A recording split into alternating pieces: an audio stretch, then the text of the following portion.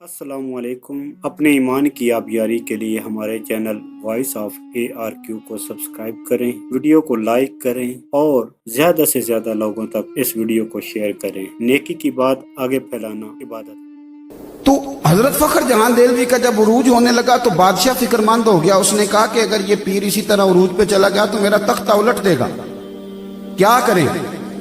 एक तवाइफ को बुलाया, एक साजिश रची। उस तवाइफ को कहा इस तरह करके अदाकारी करनी है, उसे पैसे दिए, वो मान गई। हजरत जुमा पढ़ के सीढ़ियां उतर रहे थे, इधर दाएं बाएं आगे पीछे मुरीदों का रश था। हजरत नीचे उतर रहे थे तो वो खातून ना बड़ी बन संवर के सामने आके खड़ी हुई। और चूंकि अदाकार बड़े तेज होते हैं, फनकार तो कोई भी हो ना, किसी स्टेज पे भी हो फनकार, तो फन का मुजाहरा करने से बाज आता। ये मैंने देखे हैं बड़े बड़े फनकार और बड़े बड़े स्टेजों पे असल में फनकार होते। तो वो फनकार औरत थी, उसको बड़ा तरीका आता था। वो आई तो गुफ्तगू यूं शुरू की कि जैसे बड़ी जानने वाली हो पुरानी। तबीयत कैसी है, वो कमर में दर्द थी, उसका क्या अब हाल है, लोग बड़े परेशान हैं कि हजरत को बड़ा जानती है तवाइफ।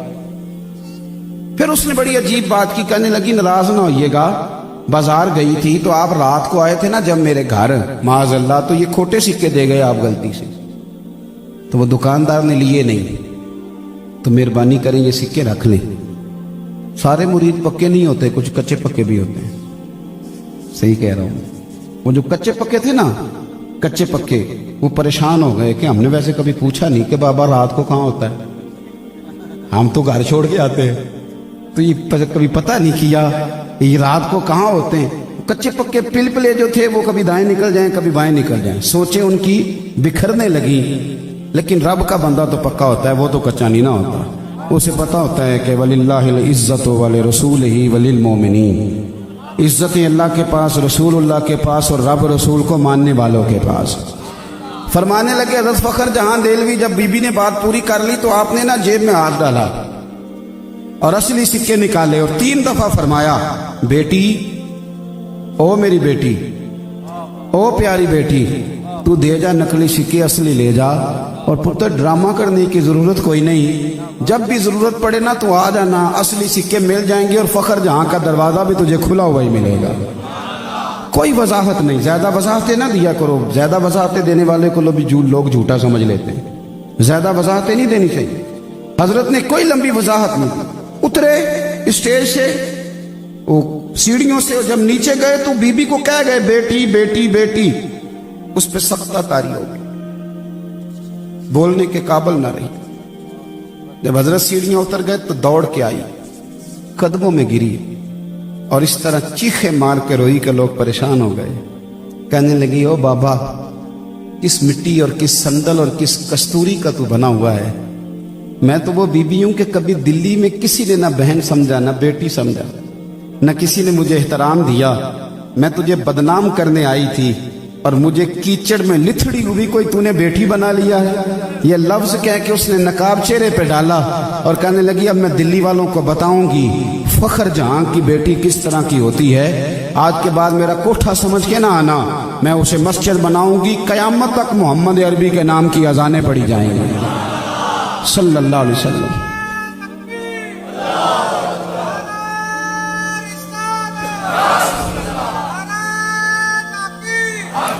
ओ भाई,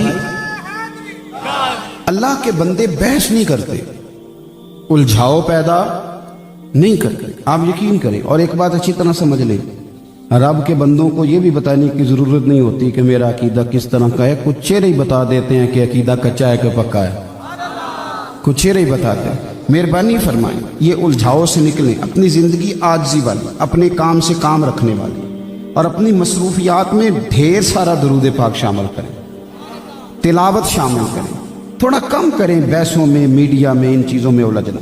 अपना मुसल्ला आबाद करें, अपनी रूहानी जरूरियात को पूरा करें, अपने वज़ाइफ पर तवज्जो। मेरे नबी रहमत नूर मुजस्सम शफी मुअज्जम सल्लल्लाहु अलैहि वसल्लम ने फरमाया, जो बीबी बन सवर के बाजार जाए, मेरी तरफ देखे, आंखें खोल के देखे। ये हदीस आपने सुनानी है, इंशाल्लाह बोलिए, सुनाएंगे इंशाल्लाह ताला, बोल के इंशाल्लाह कहिए, आपको सवाब होगा। सुनाएंगे इंशाल्लाह। मेरे नबी करीम सल्लल्लाहु अलैहि वसल्लम ने फरमाया, जो औरत बन सवर के बाजार जाए, अब तो खैर बीबियां बुर्का पहन के जाती, बुरके पे भी कढ़ाई की है, बुरके पे भी काम कराया। बुरके पे जो काम और नक्श निगारी हुई है वो 10,000 की है। बुरका पर्दे के लिए पहना था, दिखाने के लिए।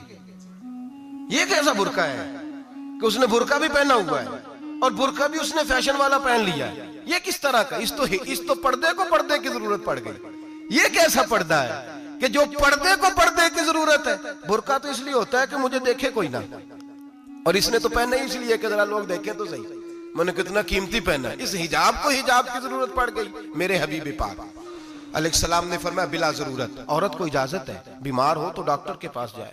औरत को इजाजत है, जरूरत पड़ जाए, घर में सौदा सलफ ना आता हो तो लेने चली जाए। औरत को इजाजत है, अगर गवाही की जरूरत पड़ जाए तो पर्दा करके काजी अदालत के पास गवाही देने जाए। औरत को इजाजत है हज पे जाए, औरत को इजाजत है उम्रे पे जाए। औरत को इजाजत है कि अगर किसी वक्त जिहाद के लिए औरतों की जरूरत पड़ गई तो हजरत फातिमा और जनाब आयशा की सुन्नत अदा करे, जिहाद को जाए।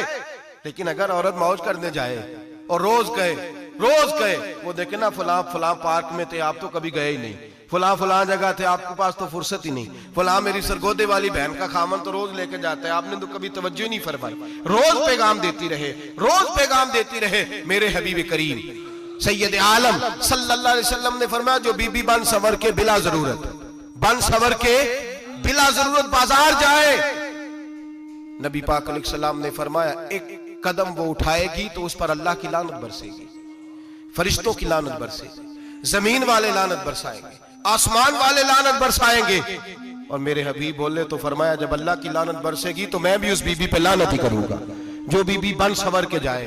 और आगे सुन ले, मेरे हबीब ने फरमाया अगर उसका खामद राजी हो, उसके बन सवर के बाजार जाने पे आप नाराज हो जाएं, अल्लाह करे इस बात पे हो ही जाए और अल्लाह करे बदल जाए निजाम, जो खामद खुद मेकअप करा के तैयार करा के पार्टी में लेकर के जाए, जो सामने वाली फ्रंट सीट पे खुद बगैर नकाब के उसको बिठाए, जो मोटरसाइकिल की पुश्त पे खुद तैयार करा के बिठाए और जो खुद कहे तू चली जाना, जा तू शादी भी तू देखा, फला काम भी तू करा, मैं आजाद हूं। मेरे हबीब ने फरमाया जिसकी बीवी बन सवर के जाए, जिसकी बीवी मेकअप करके जाए, चेलम पे भी ब्यूटी पार्लर से होके जाती है, जिसकी बीवी बन सवर के निकले वो राजी हो, वो खुश हो।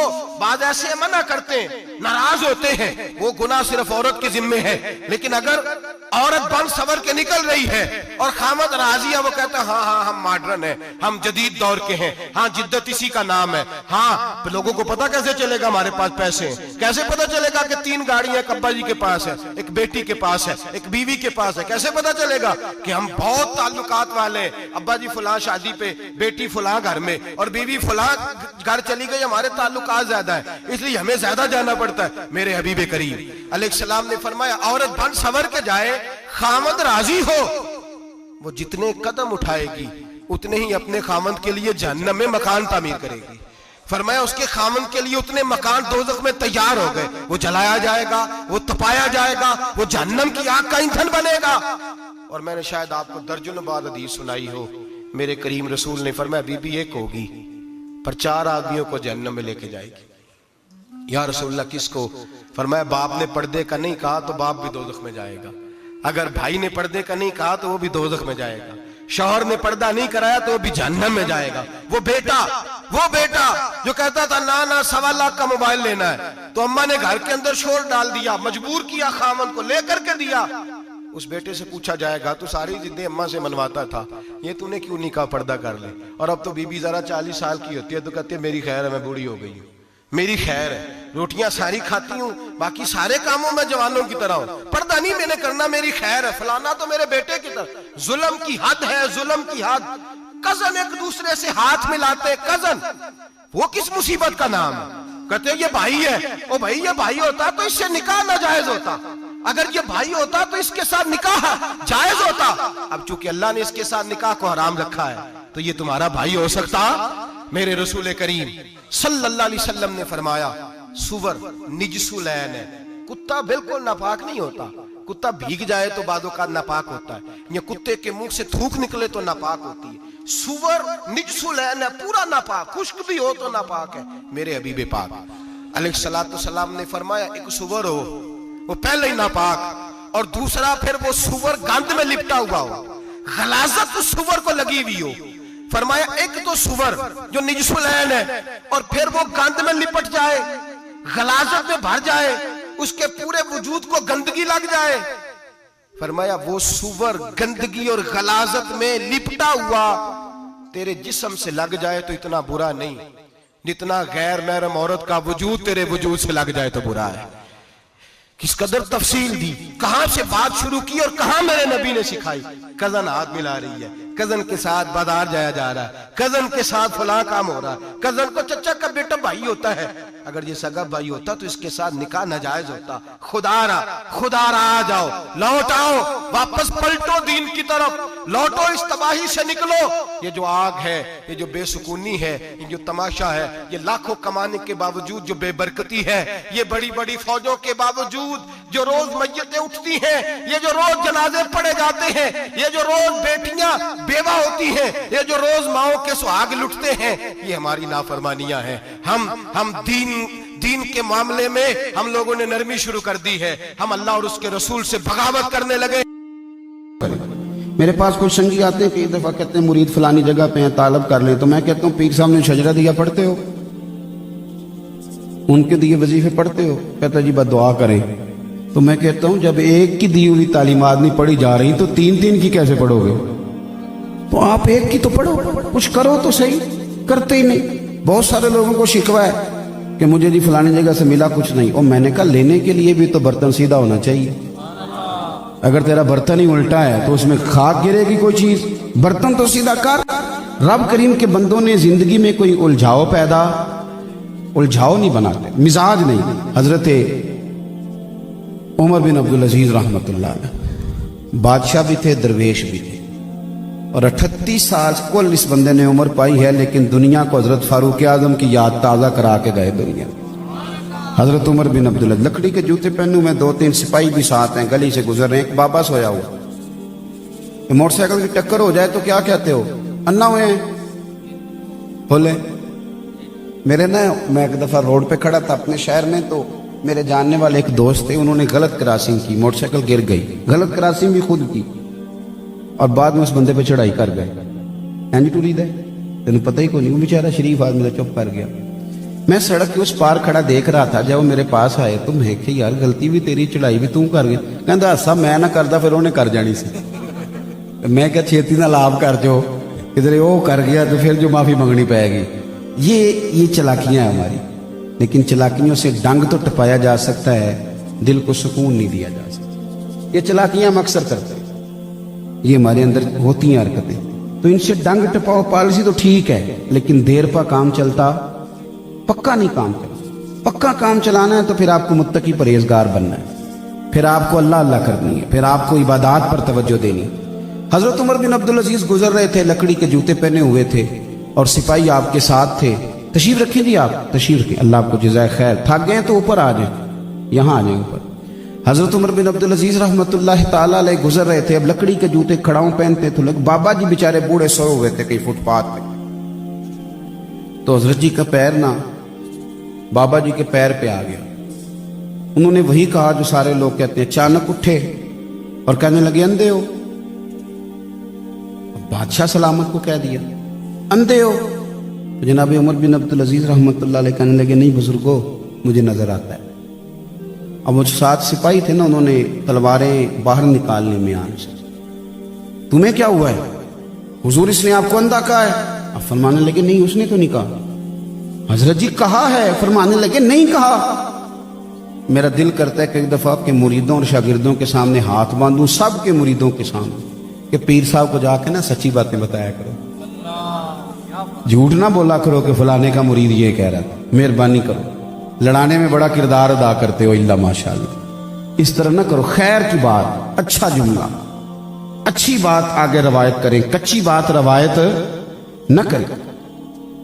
हजरत उमर बिन अब्दुल अजीज के वो तलवार निकाल ली दोनों सिपाहियों ने। क्या हुआ तुम्हें? हजरत इसकी गर्दन काटेंगे, आपको इसने अंधा कहा है। आप फरमाने लगे उसने तो नहीं कहा। हुजूर कहा है? फरमाया नहीं कहा। हजरत जी कहा है? फरमाने लगे बाबा तुमसे बातें कर रहा था कि मुझसे कर रहा था? हुजूर आपसे ही कर रहा था। तो फरमाने लगे बेवकूफ हो, उन्होंने तो पूछा है, एक सवाल पूछा है कि आप अंधे तो नहीं? तो मैंने कह दिया नहीं मुझे नजर आता है, इसमें झगड़े वाली कौन सी बात है। ओ जितन जितन ते हर कोई खेडे, तू हारन खेड फकीरा। जितन जितन ते हर कोई खेडे, तू हारन खेड फकीरा। और जितन दा मुल कौडी पैंदा ही हारन दा मुल हीरा। सैयदना फारूक आजम सहाबा में सबसे ज्यादा तगड़ा और रसूल पसंद आदमी, गुस्से के लिहाज से सबसे तगड़े हैं, जल्दी गुस्सा आता है। एक शख्स कहता है मेरी भारे तगड़े कबीले में शादी हो गई, बीवी मेरी बड़ी सख्त थी, उसके लबो लहज में बड़ी सख्ती थी। वो कबीला बड़ा मालदार था तो मैं बात नहीं करता था। एक दिन मेरी बीवी ने बड़े सख्त जुमले कहे तो मैं जनाबे उमर के पास आ गया। तवज्जो है आप दोस्तों की? कहते हजरत उमर के पास आया तो मैंने दरवाजे पर दस्तक दी, बीवी की शिकायत करने आया कि जरा मेहरबानी करें। तो कहते हैं जनाबे उमर अंदर से उठे तो उनकी जौजा बोलने लगी, कहने लगी बस आ गया आपको कोई बुलाने वाला, अभी 5 मिनट नहीं हुए थे आपको आए। सारा दिन आप मस्जिद में रहते हैं, सारी रात आप चेहरे पे नकाब डाल के गलियों में घूमते हैं, इतनी ड्यूटी आप करते हैं, घर ये मेरा अकेली का है, बच्चे मेरी तना के, आपको कुछ ख्याल होना चाहिए, कुछ तवज्जो करें। वो शख्स कहते हैं वो बीबी बोलती रही और जनाबे उमर हंसते रहे, और उनकी मुस्कुराहट भी मैं सुन रहा था। जब आप बहुत ज्यादा मुस्कुराए ना तो वो भी मुस्कुराने लगी, जौजा भी मुस्कुराने लगी और कहने लगी अब क्या कहते हो? तो जनाबे उमर कहने लगे क्या ये रहा हूं कि अगर तेरी बात खत्म हो गई है तो मैं जाऊं, और अगर है तो मैं खड़ा होता हूं, सुना ले कोई और भी है तो। ये बात कह के बाहर आए ना जनाबे सैयदना उमर फारूक, तो वो शख्स खड़ा था, आपने फरमाया कैसे आए हो? कहने लगा हजरत जी मेरी एडी तो नहीं डाडी, मैं तो आया था अपनी बात करने, तो ये तो लफ्ज ज्यादा सख्त है, वो इतनी सख्त नहीं है जितनी ये है, तो जरा कबीला सख्त है तो मैं शिकायत करने आया था, तो ये तो आपका मामला भी उसी तरह का है। जनाब उमर का जो जवाब है बड़ा कीमती है। आपने फरमाया मेरी बीवी मेरी हर तरह की खिदमत करती है। लफ्जों का उसल देखिए, ऐसे नहीं कि बीवी कोई काम भी न करे और मुफ्त की चढ़ाई करे, वो भी दुरुस्त नहीं है। फरमाया मेरी बीवी मेरी हर तरह की खिदमत करती है, मैं घर नहीं होता तो मेरे बिस्तर को पाक रखती है, किसी की जरूरत नहीं मेरे बिस्तर को देख भी जाए, मेरे बच्चों को जब मैं बिस्तर पे बुलाता हूँ आती है, मेरे बच्चों का ख्याल रखती है। मैं बाहर ही रहता हूँ घर के, लेकिन घर की जिम्मेदारियां सारी उसने अपने कंधों पे ले ली है। फरमाया मेरे मिजाज में जलाल है, मैं रोज ऊंचा बोलता हूँ तो सुनती है, मेरी बीवी है ना, मैं उसका लिबास हूँ वो मेरा लिबास है, कभी कभी वो ऊंचा बोलती है तो मैं भी सुन लेता हूँ, बीवी जो मेरी है। हजरत अबुल हसन की बात मैं अक्सर सुनाया करता हूँ, बड़ी दूर से मुरीद मिलने आया था, बड़ी दूर से, दरवाजे पर दस्तक दी। वो कहता मैं सैकड़ों मील का सफर तय करके आया दरवाजा, और ये बात इतनी खूबसूरत है, मुझे इस वाक़े से इतनी दिलचस्पी है कि 2 साल पहले एक रमजान का एक दर्स था, तो एक साहब कहते हैं मैं आप वो बात बयान कर रहे थे तो मैं स्टाम लेने आया था गखड़ से बीवी को तलाक देने का, तो आप बात कर रहे थे तो मैंने ये बात सुनी तो बस मैंने समझा मेरी बात कर रहे हैं। सारे मुझे कहते थे मान जा, मेरा सास ससुर भी मिन्नत करते थे, मैं नहीं मानता था, आपकी बात सुन के मैं राजी हो गया और मैं उसको ले आया। हजरत अबुल हसन कहते हैं बीवी जरा मिजाज की सख्त थी, किरदार की बड़ी उम्दा, पर लफ्जों की तुर्श थी, तल्ख जुमले बोलती थी। तो मुरीद मिलने आया बड़ी दूर से, बसता दरवाजे पे दस्तक दी, कौन है? कहा मैं हजरत का अकीदतमंद मिलने आया हूं। तो उसने कहा कि वो किसी जंगल में अल्लाह अल्लाह कर रहा होगा, तू भी वेला ही है जिस तरह वो वेला है, फारग है बिल्कुल तू भी उसी की तरह का, कहीं जंगल में होगा वो हु करता था, तू भी बैठ जा पास जाके, सारे फारग उसी के पास बैठे रहते हैं। हजरत अबुल, और ये कौन है? महमूद गजनवी के पीर है। महमूद गजनवी को कुर्ता दिया, कहा मुश्किल पड़ जाए तो मेरे कुर्ते के वसीले से दुआ करना, अल्लाह हल कर देगा। महमूद गजनवी कहता है सोमनाथ के मंदिर नहीं फतह होते थे, जब मैं थक गया हमले कर करके तो मैंने अपने पीर का कुर्ता सामने रख के दुआ मांगी, फतह हो गई। रात को हजरत अबुल हसन ख्वाब में मिले, फरमाया तूने कीमत नहीं डाली मेरे कुर्ते की, बस फतह मांगी। कहा हुजूर फिर? फरमाया मेरा कुर्ता रख के कहना था या अल्लाह सारे हिंदुओं को मुसलमान कर दे, अल्लाह ने मुसलमान कर देना। इतना बड़ा शख्स, और घर में हाल क्या है, दस्तक दी तो बीबी कहती है कौन है? कहा मिलने आया था, तू भी फारग है? उसने कहा जी मैं तो बड़ी दूर से आया हूँ। देखा वो जंगल में होगा, कहा हु कर रहा होगा, तू भी जा उसके पास, करो जो दिल में आता है।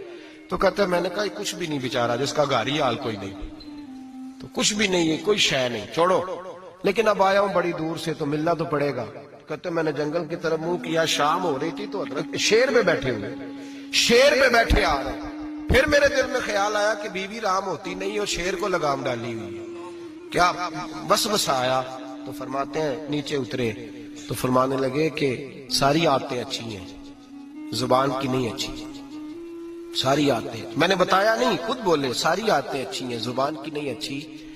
और मुझे पता है मैंने निकाल दी तो कोई रखेगा भी नहीं, किसी के साथ गुजारा नहीं कर सकती, मेरा तो हो रहा, कोई नहीं रखेगा।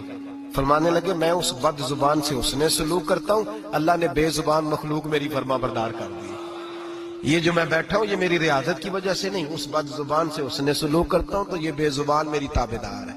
मैंने निकाल दी तो गुजारा, हौसला करे, दलेरी पैदा करे, अपने मिजाज के अंदर कुव्वत पैदा करे, जो बात बात पे फट पड़े उसका जरफ कमजोर होता है। बहरहाल आमदाम पर आखिरी बात सुने, वो ये है कि जो खारजी लोग होते हैं वो बड़ा मसला पैदा करते हैं, लड़की के माँ बाप और लड़के के माँ बाप। मैं तो मिन्नत करता हूँ माँ बाप की, मिन्नत करता हूँ खुदा रहा इनको बसने दे, मेहरबानी करे, इनको बसने दे, इनको वक्त गुजारने दे।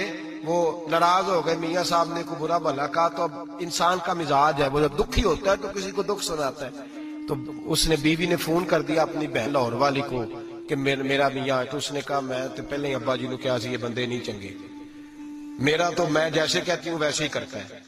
मेरी बहन हौसला कार, मैं तो उस दिन भी आई थी तो फलानी फलानी आदत मुझे बड़ी बुरी लगी थी, तो मैं तो तेरा घर है। तो उसने और बारूद भर दिया, लाहौर बैठ के ऐसी तीली फेंकी है कि सारी रात घर जलता रहेगा। ओ खुदारा माफी दे दो इनको, इनको माफी दो, तुमने तो दूर रह के इनको गलत गाइड करना है तो इन्होंने इकट्ठे रहना है।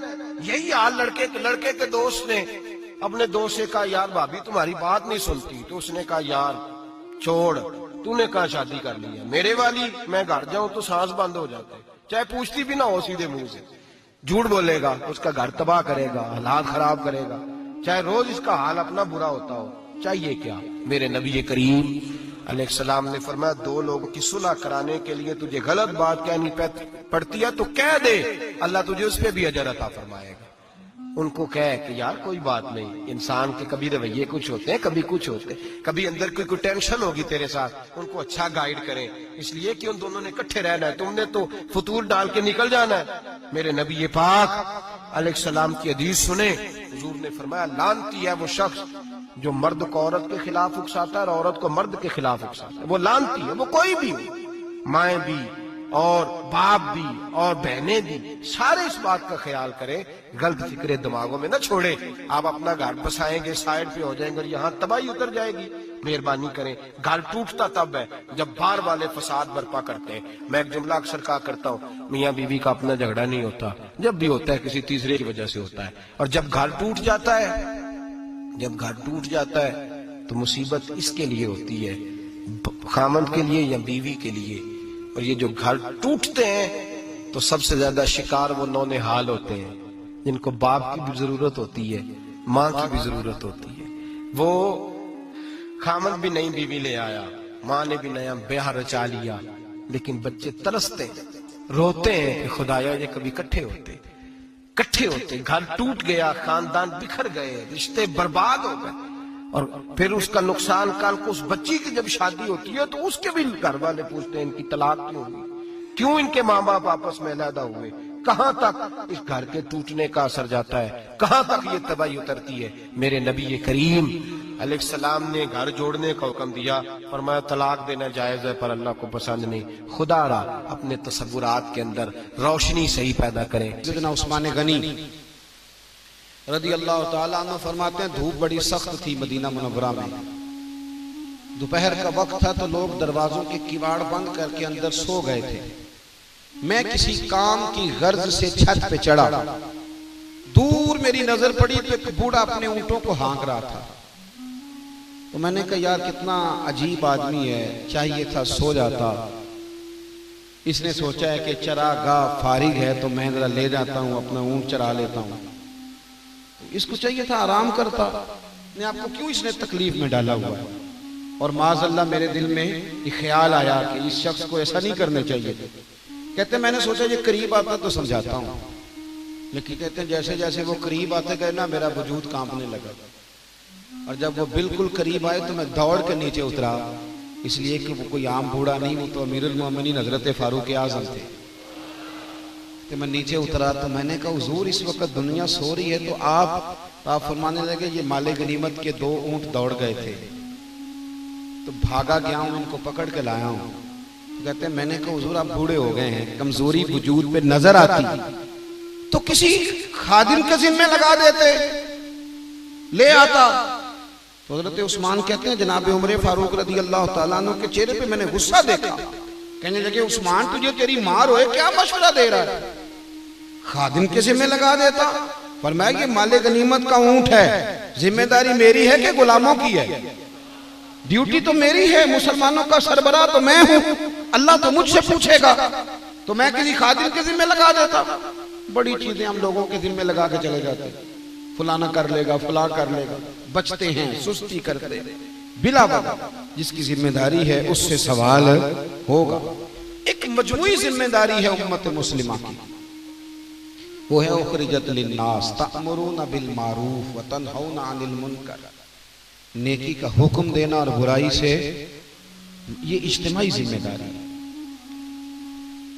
4.5 अरब के करीब काफिर हैं दुनिया में, उनको मुसलमान करना है, ये मुसलमानों की जिम्मेदारी है। उसके लिए क्या तैयारी है, क्या मनसूबाबंदी है, उसके लिए क्या प्लानिंग है? अब ना आसान हो गया काम करना। अगर मैं ये कहूं कि मुसलमान अभी तक अपने लिटरेचर का सारी जुबानों में तर्जुमा नहीं कर सके, आप अपने पाकिस्तान की जुबानें गिन लें, ये कितनी बोलियां बोली जाती हैं, कितनी। जरा आप थोड़ा सा, ये सियालकोट की पंजाबी और है और गुजरांवाला की 1 घंटे का फासला है, और फैसलाबाद की और है।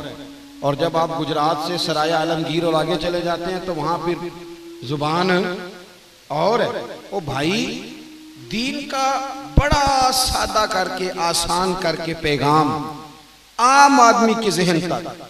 हमारे यहाँ तो इतना शदीद प्रोपेगेंडा किया गया है कि आलिम के दरमियान और अवाम के दरमियान बहुत बड़ा गैप है।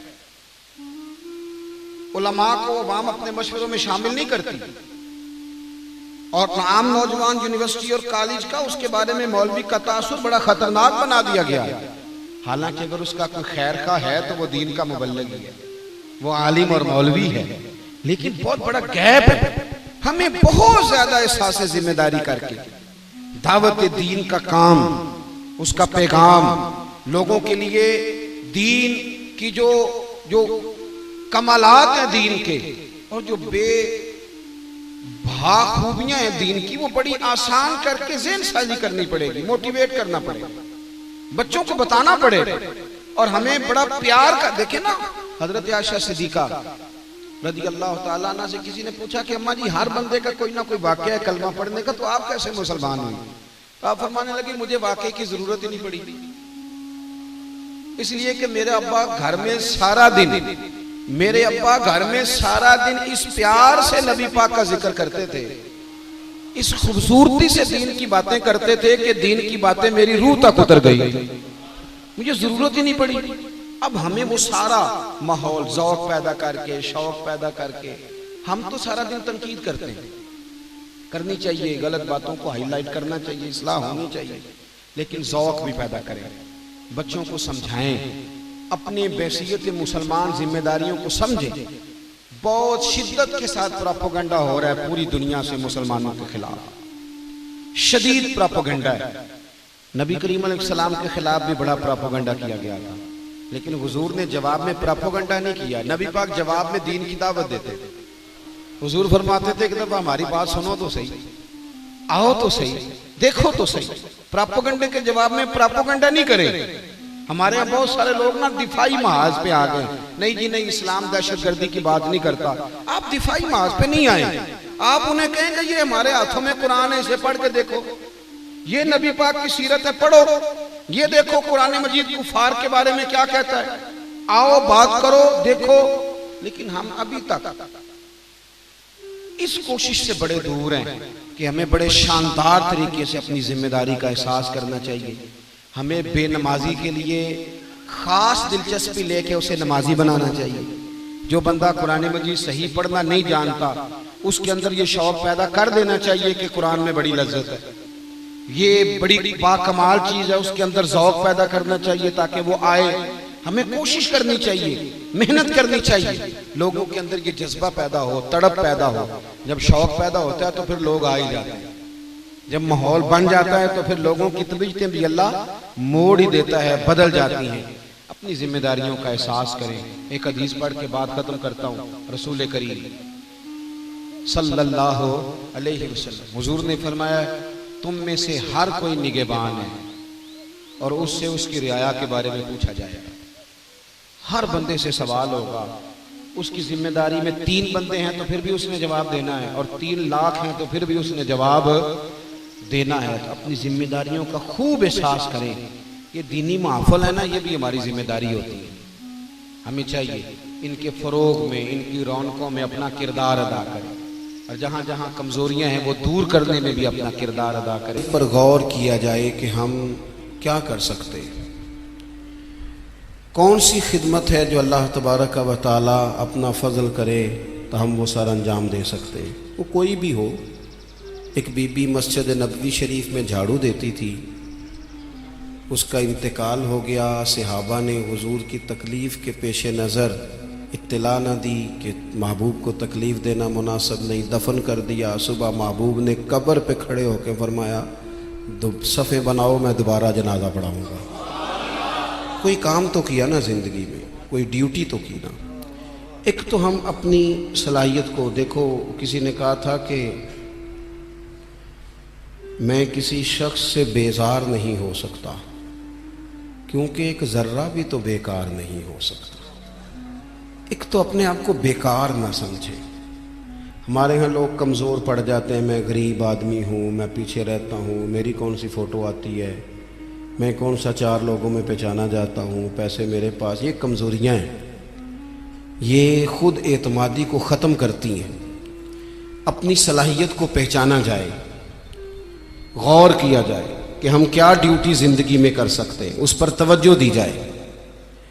और फिर जब अपने आप को पहचान लिया जाए कि भला मैं, ये देखे ना, मदारस, मसाजिद, खानकाएँ, ये सारे सिलसिले, इसमें अगरचे नाम एक बंदे का लिखा होता है कि फलाने ने बनाई है, लेकिन उसमें सैकड़ों लोग शामिल होते हैं। यानी वो जगह देने वाला भी बड़ा बाकमाल आदमी होता है, वहाँ ड्यूटी देने वाला भी बड़ा बाकमाल आदमी होता है। ये बड़े बाकमाल लोग होते हैं। कहना पीर साहब नहीं होता है, तारीफ़ें पीर साहब की होनी होती हैं। और अब तो अल्लाह खैर करे, बाज़ आस्थानों पे लोगों ने बाकायदा बंदे रखे हुए हैं तारीफ़ें कराने के लिए। अल्लाह वालों को इसकी ज़रूरत नहीं होती। खुशबू को भी कभी बताना पड़ा है कि मैं खुशबू बताया नहीं करती, खुशबू तो आया करती है। तो ये नाम तो किबला पीर साहब का ही आएगा, उन्हीं का जिक्र आएगा। चले अच्छे लोग हैं, आना भी चाहिए, लेकिन बड़ी खिदमात होती हैं उन लोगों की जो आस्थानों पे ड्यूटियां करते हैं, जो पीर साहब के आने वाले मेहमानों की खिदमत करते हैं, जो वहाँ रात को देखते हैं, जो वहाँ ड्यूटी करते हैं। अगर ये सारे लोग न मिले तो काम होता नहीं।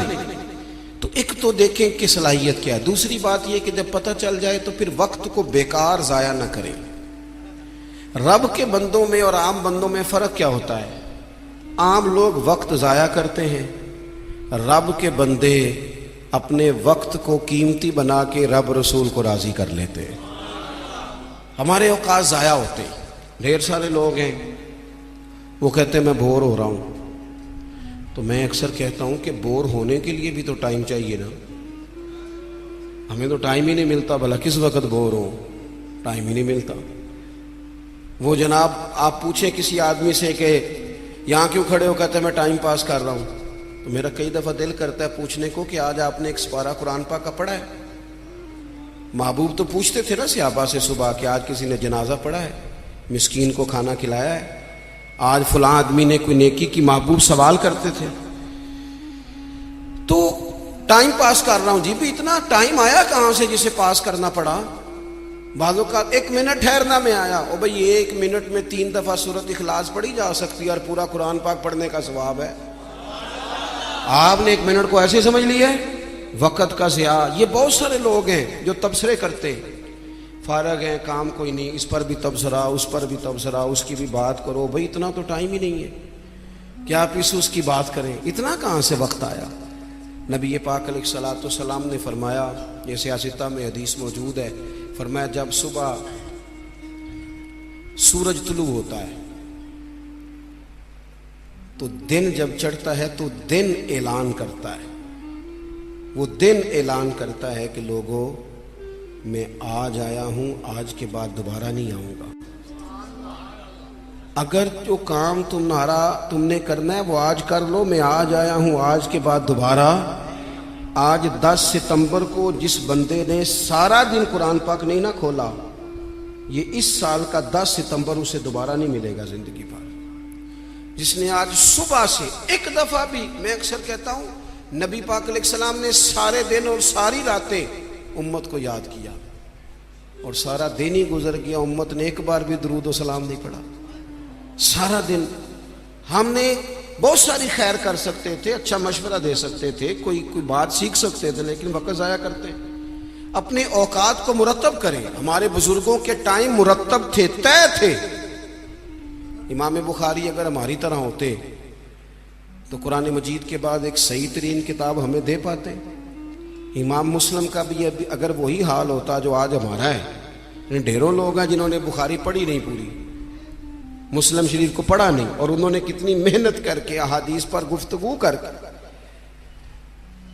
फर्क निकाल के कि ये हसन है, ये ज़ईफ है, ये सही है, ये मुतवातर है, उन्होंने हमारे सामने रखी। आला हजरत फाजिल बरेलवी ने 1000 किताब लिखी है। कितनी? और किताब ऐसी नहीं कि वो मतलब कांड छांड की किताब बना ली हो, वो जिस समत आ गए हैं सिक्के बिठा दिए हैं। काम इन लोगों का मुरत्तब था, इनके वक्त में बरकत थी। हज़रत उमर बिन अब्दुल अजीज रहमतुल्लाह अलैह से एक दिन उनके खादिम से आपने कोई काम कहा तो कहने लगा, हुजूर ये काम कल कर लेंगे। तो आप फरमाने लगे, ये काम अगर कल करेंगे तो जो काम कल करने हैं वो कब करेंगे? हमारे ढेर सारे लोग हैं जिन्होंने अभी तक तय ही नहीं किया। आप नमाज नहीं पढ़ते, कहते हैं बस मैं हज का रहा हूँ, शुरू करनी है। तो अगर हज पे ना जा सके, खुदा न खास्ता, अल्लाह माफ़ करे, तो फिर नमाज पढ़नी नहीं सारी उम्र। मैं वो बच्चों की शादी कर लूँ फिर मैं ठीक ही हूँ, तो अगर ऐसा वक्त आया ही ना, खुदा ना करे, तो फिर क्या पढ़नी नहीं। मैं बहुत सारे लोगों से कहता हूँ दाढ़ी शीफ रख लो, कहते मैं आज नेक नहीं। तो मैंने कहा दाढ़ी की कसम ही उठानी थी, बस नेक होना तो रखनी है, रोटी की उठाओ ना, कि जब तक नेक नहीं होना खानी नहीं, ये करो ना बात। बाकी सारे काम चल रहे और इस पर आप किसी को तवज्जो दिलाएं, बल्कि बाद में छोटी रखी भी होती है। तो मैं कहता हूँ छोटी वाले को भी तो लोग मौलवी कहते हैं ना, तो इसे पूरी कर। अपनी मर्जी की क्यों रखता है, रब रसूल की मर्जी की रख। काम जो करना है उसे शुरू किया जाए, जो ड्यूटी करनी है उसे। हमारे मुल्क में रिवाज बना दिया गया है, काम ना करो वैसे करो, काम ना करो कीचड़ उछालो। ये देखो ना कितनी तकलीफ है सैलाब वालों को, कितनी तकलीफ है। हमारे वहाँ दोस्त मौजूद हैं, अपनी हिम्मत के मुताबिक काम कर रहे हैं, मैं खुद भी वहाँ हाजिर हुआ था। अब वो कहते हैं कि जल्दी अमराज होने लगे। यानी एक तरफ वो बंदा है जो नखरा कर रहा है कि ये रोटी मैंने नहीं खानी, ये सालन ले जाओ, और दूसरी तरफ माँ आके कहती है कि सिर्फ मेरे बच्चे को जख्म हो गए हैं, कीड़े खड़े हैं पानी में, जिल्दें फटने लगी हैं, सिर्फ दवाई चाहिए। तो क्या रब करीम ने हिसाब नहीं लेना? चले मेहरबानी करते, वजीरों ने तो नहीं जाना था, पीर ही एक एक दौरा कर आते, थोड़ी सी तवज्जो कर लेते। क्या ये महबूब पाक को राजी करने का तरीका नहीं? क्या हुजूर ने फरमाया नहीं जो मेरी उम्मत से मोहब्बत की जिसने, उसी ने मुझसे मोहब्बत की? क्या फरमाया नहीं जब मेरी उम्मती को तकलीफ होती है तो मुझे तकलीफ होती है? ये काम नहीं खैर का? खुदा के बंदे तो हैं हजारों, बनू में फिरते हैं मारे मारे। मैं उसका बंदा बनूंगा जिसको खुदा के बंदों से प्यार होगा। अपने औकात को मुरत्तब करें। हमारे यहाँ मिजाज नहीं काम, ये देखे ना जलसे हो रहे हैं, आ रहा है फलाना, जा रहा है, ये हो रहा है, और सब सियासी जमातें इल्ला माशाल्लाह जितने खर्चे ये इन कामों पे करते हैं ना, इससे आधे खर्चे अगर करें। आप गाड़ियाँ सजा रहे हैं, फलान हो रहा है, पजारों निकली हुई हैं, फलां काम हो रहा है, और दूसरी तरफ हाल ये है कि लोग चार पहियाँ खड़ी करके उनके ऊपर चादरें डाल के अपनी बेटियों को छुपाए बैठे हैं। ना इधर उधर की तू बात कर, ये बता के काफिला क्यों लुटा, मुझे रहजनों से गरज नहीं, तेरी रहबरी का सवाल है। थोड़ा सा तवज्जो देने की जरूरत है कि हम तरजीहात हमारी क्या है, हम असल में करना क्या चाह रहे हैं, हम हमारा रास्ता और सफर क्या है। वो एक इलाके में ना, बल्कि ये मीरपुर जब एक दफ़ा तारीख बताती है कि सारा किसी हादसे से टूट गया था, तो एक ऑफिसर कहते हैं मेरी यहाँ ड्यूटी थी, क्योंकि शहर सारा ही एक दफ़ा उलट पुलट हो गया था, तबाह हो गया था। तो मैंने देखा एक बूढ़ा शख्स और उसकी बीवी 2 बोरियां गधे पे रखे हुए आ रहे हैं। मैंने आगे बढ़ के सलाम ली, बाबा जी किधर जा रहे हो? कहने लगे पूछना था वो बैतुल माल का दफ्तर कहाँ है, कहाँ जहाँ खजाना जमा कराया जा रहा है। तो मैंने कहा बाबा जी मैं ही हूँ दफ्तर का ऑफिसर, आपने क्या जमा कराना है? तो कहने लगे मैंने और मेरी बीवी ने कांपते और बूढ़े हाथों से मेहनत करके ये कुछ सोना चांदी मलबे के नीचे से निकाला है, बैतुल माल में जमा कराना है। तो मैंने कहा बाबा सारे लोग घर ले जाते हैं, आप बैतुल माल में ले आए।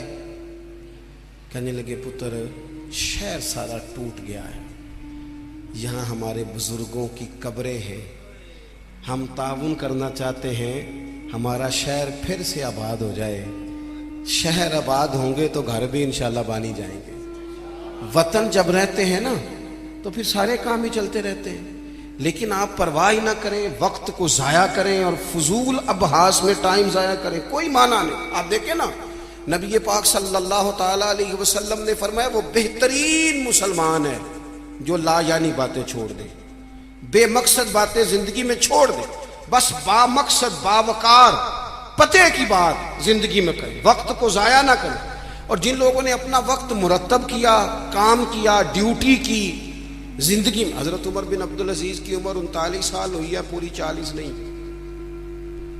कितनी बोलिए? 39 साल की उम्र में ये बंदे ने रोज कुरान पाक भी पढ़ा, दुरूद पाक भी पढ़ा। इस शख्स ने उम्मत को अदल व इंसाफ से भी भरा, मसाजिद भी बनाई, इन्होंने मदारस भी कायम किए, खिदमतें भी की। उम्र 39 साल पाई, लै सजना सा तोड़ ही निभाई, तो जान भी दिती तेरा तेरे। हमने तो तय ही नहीं किया आज तक। ये बहुत सारे नौजवानों को मैं देखता हूँ सारी दिन तस्वीर पे गुजर जाता है, सारा दिन फोटो आनी चाहिए। और कौम ना ज्यादातर इल्ला माशाल्लाह बिलखुसूस नौजवान नस्ल हवाओं में जिंदा है, ख्वाबों में जिंदा है, मोबाइल के अंदर जिंदगी गुजार रहे हैं। जिंदगी के दुख कुछ और हैं, कर्ब कुछ और हैं, तकलीफें कुछ और हैं, समझने की चीजें कुछ। जब दवाई की जरूरत हो तो फिर गोश्त से पेट नहीं भरा जाता, फिर दवाई ही खानी पड़ती है। तरजीहात और हैं, हमें और तरफ बढ़ना है अपने आप। और जब बंदा मुरत्तब जिंदगी गुजारता है ना, जिस मकसद के लिए रब करीम ने उसे भेजा, अल्लज़ी खलक़ल मौत वल हयात लियब्लुवकुम अय्युकुम अहसनु अमला, जब वो बेहतरीन अमल करता है तो फिर वो काफिर का नजरिया है कि मर जाएंगे तो फना हो जाएंगे, जिंदगी में जो मौज करनी है कर लो, यही है सारा कुछ। मोमिन को तो बताया गया है कि तू यहाँ कैदी है, तेरी यहाँ जिंदगी रब चाही गुजार दुनिया में, अल्लाह रसूल की मर्जी पे चल। कयामत के दिन अल्लाह तबारक व तआला जन्नत में तुझे सारी नेमतें अता फरमा देगा। ये कोविड-19 के दिन थे ना, तो मुझे एक सरकारी इदारे में मदऊ किया गया। कहने लगे जी खौफ बढ़ा है लोगों पे, कोरोना से डरते हैं। बाज लोग तो ऐसे हैं जो किसी जगह हाथ, ये टेंशन बड़ी सवार होती है ना। एक साहब मेरे सामने बैठ के कहने लगे जी मुझे तो ज़्यादा लोग जमा हो जाए तो घुटन होने लग जाती है, तो ये कब्र में तो मैं तो बड़ा खौफ खाता हूँ। तो मैंने उनसे कहा कब्र खड्डा है, गड़ा है, दोज़ख के गढ़ों में से गड़ा है, हदीसें सही मौजूद है, बात बिल्कुल ठीक है। लेकिन कब्र की एक दूसरी हालत भी है जो बंदा है मोमिन के लिए। आपका जो ख्याल है ना सांस कैसे आएगी, चारों जानब से बंद है, तो जो रब मां के पेट में बंदे को सांस के लिए मौका देता है ना, और अगर कोई इससे भी ज्यादा आसान बात समझना चाहे तो अंडा चारों जानब से बंद होता है, सुराख भी कोई नहीं होता। चारों, मेरी तरफ देखें जी, चारों जानब से अंडा बंद होता है, लेकिन जब चूजा निकलता है तो जिंदा भी निकलता है, सांसें भी लेता है और खूबसूरत भी निकलता है। तो जो मालिक वहाँ उसके लिए सारी आसानियाँ फराम करता है वो कब्र में भी फरमाएगा। लेकिन दो हालतें हैं ना, एक वो खड्डा है, वो घड़ा है। देखिए मैंने अगर गुजरावाला आना है तो गुजरावाला की सड़क पे चढ़ना चाहिए, पिंडी वाली सड़क पे। तो अगर कोई सड़क ही इख्तियार की हो जो सीधी खड्डे में जाती हो, तो इसने तो सड़क जानबूझ के इख्तियार की है। ना हलाल हराम की तमीज़ है, ना बोलने में एहतियात है, ना कोई परवाह है, ना बेटियों का हक दिया है, ना बहनों को उनका हक दिया है। न जिम्मेदारियों का एहसास किया है, तो फिर अल्लाह माफ फरमाए, इसने तो सफर ही खड्डे का शुरू किया। लेकिन अगर इसने जिंदगी थोड़ी मोहतात गुजारी है, रब चाही गुजारी है, तो फिर कब्र की दूसरी हालत भी हुजूर ने बयान की। यानी बंदा मरेगा तो जरा तसव्वुर करना क्या कहने लगा हूं, जब वो मरेगा तो उसकी सिर्फ कब्र नहीं बल्कि उसकी कब्र बाग है, क्यारी है, कब्र बाग है, और मामूली बाग नहीं, जन्नत के बागों में से बाग। और ऐसी क्यारी जन्नत की, ऐसा बाग, ऐसा गुलशन कि जिसमें आंख खुलते ही पहली ज़ियारत ही मदीने वाले महबूब की नसीब हो। क्या कहा हजरत ने, कहने लगे लहद में इश्क रुखे शाह का दाग लेके चले, हमने अंधेरी रात सुनी थी चिराग लेके चले। अब अल्लाह फरमाता है यौम नहशुरुल मुत्तकीना इलर रहमानी वफ्दा, फरमाया जो मुत्तकी लोग होंगे ना, परहेजगार, वो जब रब की बारगाह में पेश किए जाएंगे तो मेहमान बना के पेश किए जाएंगे।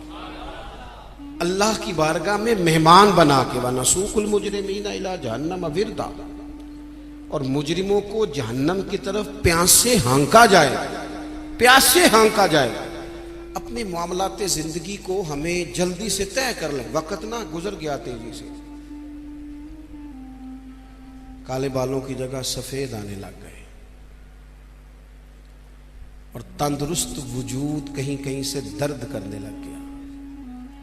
यारों के दोस्तों में से, यारों की जमातों में से कुछ दोस्तों के हम जनाजे पढ़ाए, वो जिना बाजू एक पल नहीं सजींदे, फिर वो शक्लें ही याद न रही हैं। दाऊद ताई रहमतुल्लाह अलैह से हारून रशीद ने कहा था कि कोई नसीहत कर दें, तो फरमाने लगे आपके वालिद कहाँ हैं? का कब्रिस्तान में। दादा कब्रिस्तान में। का एक बेटा भी था कब्रिस्तान में, भाई कब्रिस्तान में। फरमाने लगे तूने इतने जनाजे पढ़े, अभी भी मैं तुझे नसीहत करूं? तेरा क्या ख्याल है? वो चले गए, तूने नहीं जाना? आओ पईया दस्तियां कबरां जिन्हां ते फुल पे, उधरों ते कोई नहीं जे आमदा, इधरों ही लखा गए। अपनी जिंदगी में थोड़ा चीज़ों को तय करें। बड़ी हो गई तस्वीरें, बड़ी हो गई वीडियो, और बड़े हो गए चक्कर, अब बड़ा कुछ हो गया।